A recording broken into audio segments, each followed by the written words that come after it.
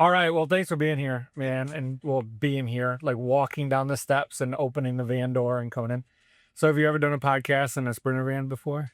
I haven't. I haven't done anything this sketchy before. It was a real leap of faith. Man. We have some candy, just like there is this. I'll do anything for candy. That's why. No questions asked. Yeah. Yeah. So, Chris Dawson with Bite7. Yep. Give us a little bit of what Bite7 is and what you guys do. Bite7 is all about delivering the health that EOS brings a leadership team that faithfully adopts EOS and extending it to the rest of the organization, right? And we start by measuring how healthy is the team outside or the group outside the leadership team. And then we, can see where you're strong, where you're weak. Where you're weak, we want to address some of those issues. What's the simplest way to do that? The tools in the EOS toolbox that are designed to do it. So let's take your weak spots in terms of taking care of your people, and let's just choose one to address, because if we try to solve all the issues, we'll solve none. What's the easiest way to do it? A proven tool. So, awesome. Yeah. And there's two things that I'd like to talk to you about, because the actual assessment and the 7 critical needs, but also your perspective as a coach. Okay. From coaching sports and football into now like business coaching. And just that transition. Yeah. Which I don't know which one makes sense to kind of open up first, like your own personal coaching journey or more of the critical needs and what that is. It's going to be a great conversation either way. Yeah. Let me run through the 7 critical needs real quick. Perfect. Let's do it. 7 things that any person, a part of any team, organization needs to thrive at work. They need to belong, right person, right seat. These core values are my core values, and I have the skills to do the job you hired me for. They need to believe. I believe in the mission of the organization, the vision, where we're going, how we're getting there, how I fit into that. Yeah. Accountable. I need to know exactly what I should be thinking and doing each of my roles to be successful. I need to be well measured, so I'm getting the feedback I need to course correct and improve and stay on track. Heard in a meaningful way so that my ideas count. Being developed, I'm growing, I'm stretching, I have new opportunities. If I want to stick with this company, what are the opportunities to advance? And then I need to be balanced, right? This job needs to support my life in a healthy way. You as a leader in the company cannot make someone be balanced. You can't make them believe or belong, but you can define really clearly, this is what we need you to believe in. This is where we're all going. These are the values and the behaviors. Like if this aligns with you, you're going to love it here. It'd be great here.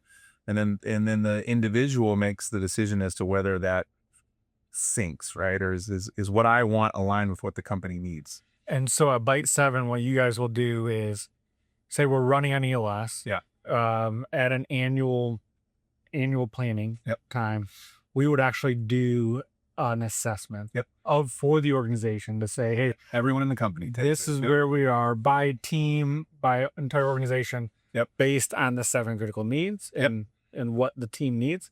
And then those get mapped with EOS tools. For instance, like if the belief is weak, it's like, how are we strengthening the vision component? As 100%. And what are we doing in the VTA and some of that? Yeah. Okay. Are we explaining the why behind these changes? Oftentimes the belief suffers when the change management sucks. Yes. And so in that'll be coincided with the organizational health checkup with the EOS. So a little bit different, more about the execution of tools. And this is more about how is those tools being communicated? Are they being utilized effectively? 100%. Is that a fair assessment? I think so. I would say organizational checkup, super valuable, but a lot of that, I would say that almost leans towards compliance, right? Are these things being done? Yep. We want to know the impact. Yeah. How are these things affecting the people that are doing them? Is it making work better for them or not? Yeah. So that is Bite7 and the 7 critical needs. Yep. So there's an assessment that teams can get involved in. Yep. But then you guys also have a coaching element. We do. Yeah. So talk to me a little bit about, because I'm also trying to understand exactly how does that coaching align with EOS implementation? Yeah. So all of our clients take the assessment, right? And you have a user account. You You're on the platform. It's really cool. You can slice and dice all the ways you were saying. I can compare scores by location, department, manager, tenure at the company, whatever. That's fun. And then some of our clients also opt in for coaching. And essentially what the coaching delivers is we're going to maximize the return on investment here. So we're going to help you make sure that you get the highest survey participation possible. We're going to help you, we're going to get your full, really the most important thing we do is we get your full leadership team into an action plan meeting as soon as the survey concludes. That first one sometimes is like a 3-hour deal. Yeah. We're going to really dig in here. We're going to create a list of issues. We're going to prioritize those issues. Once we know the problem we want to solve, we're going to really look at the tools. And we're going to try to come out of that meeting with like a rough action plan that may need to be refined over the next week. And then I will help the visionary decide how they're going to communicate the results and the plan. As a former English teacher, I love that. I'm like workshopping a little paper. Writing. Yeah. I'm helping you with your speech. Yeah. And then I tend to check in once a month with a point person there to make sure we're on the timeline. Yeah. I'll bring the whole leadership team together again for like a halfway check-in. That's a quick meeting. This is what you said we're going to do. This was your job, your job, your job. Where are we? If we're off track, how do we get back on track? And then we survey again, usually we recommend twice a year, but some people do it quarterly. Some people do it once a year, and then the process repeats itself. Let's get back in an action plan meeting. Did the plan work? Are we ready to solve another issue, or do we need to go back to the drawing table because this is a stubborn And so for you, really,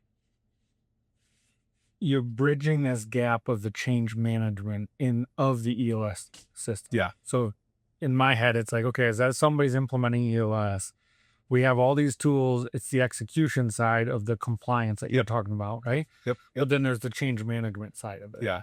Which is, okay, now we're utilizing these things for the success of the organization, but also the success of the people. 100%. Is the actual change, are we actually doing it in the way that the people feel belonging and belief and all of that? Yeah, exactly. So much of this is like just this one paradigm shift of the tools in the toolbox being for, if I'm an individual contributor, these tools are for me. Yes. To empower me to do better work and be happier at work, as opposed to this is being shoved down my throat and being imposed upon me or done to me. Yeah. So for you, obviously this is with Walt, right? Yep. How did you get involved in this? Like how did you? So Walt and I are both from Raleigh, North Carolina. Okay. We went to the same high school, Needham Broughton High School. It would be 100 years old in 2 years. My dad went there, like his family went there. Anyway, we went there 20 years apart. I moved back to Raleigh in 2016 to be the head football coach at Broughton High School. Okay. Which I did for 7 years. And in my second season as the head coach, Walt joined on as a JV offensive line coach. Oh my gosh. Yeah. So Walt was on my staff, and love Walt. As you might imagine, if you know Uncle Walt, like he brings his own style, a very unique style to the field, which involves like cargo shorts and combat boots, basically. Yes. Yeah. 100%. And a great like nutty professor football coach stuff out on the field. And so that's how I got to know Walt. He's an implementer like you. He travels to a lot of his clients. It was not a sustainable side gig for him because he just travels too much. Right. But we got to know each other.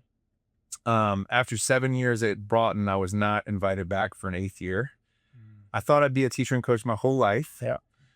But the last 2 years weren't very fun. We weren't winning. And I was like, I might want to try something else. I wonder what, my wife's a teacher too. We don't know what else is out there. Yeah. So I started just every day after school I'd have coffee or a beer with someone. What do you do? Explain it to me a way I can understand it. Do you like it? Do you find any meaning or purpose in it? And could I do it? Those were the questions I asked. And eventually reconnected with Walt. And I'd never heard of EOS before. He kind of explained what his job was. I was like, oh, that sounds cool. And then we followed up a week later and he said, I have an idea for you. I have this thing, which we now call Bite7. He said, I have this thing I've been doing with my clients for like 10 years. Yeah. And it's perfect. It like has really strengthened my implementation and it's really strengthened their rollout. I think everyone should be doing this, but I don't have the time to turn it into anything that anyone else could use. Right. Would you help me with that? So I said, that's great. And he also said, like, because he had been in my program, which was huge on culture and core values and all of that stuff. He said, you'll be perfect for this. You're already passionate about this stuff. You know about this stuff. So that was January. I started, first week of January 2023. So I'm a little over 3 years in. Yeah. And it's been great. You love it? Yeah, I do love it. And so you're obviously leading the charge for Bite7. Yeah. But you're also coaching. Yes, doing coaching with clients. Yes. Yeah. Yep. Okay. Yeah. So you're in that duo. Do you like the business side of it and like seeing where Bite7 can go and bring energy there? Or is your unique ability to be like, I want to be in the room doing the coaching? So the best days are for me when I have a really good session with the leadership team. So I really like that. But the business development part is really interesting to me. There's a little bit of like the football strategy is sort of similar. You can think of all of this through a sports. You could take any situation in life and put it in a steam. Yeah. What's the game plan? Well, this was the plan. We thought we could run off tackle to the right, but it turns out that dude's way better than we thought on field. Or our right tackle got hurt. Like, what are we? Oh, we need to go play action to, that's kind of what we're doing. We think something's going to work. Doesn't work the way we thought it was. Well, how do we pivot? Yeah. I've learned a ton, right? I mean, I had no context for this when I started. I had to learn all the acronyms first. Like, what are people talking about? WC. Even beyond that, like, what's EBITDA and what's that knows this term? Yep, this term. Part of. You're the CRO. What is that?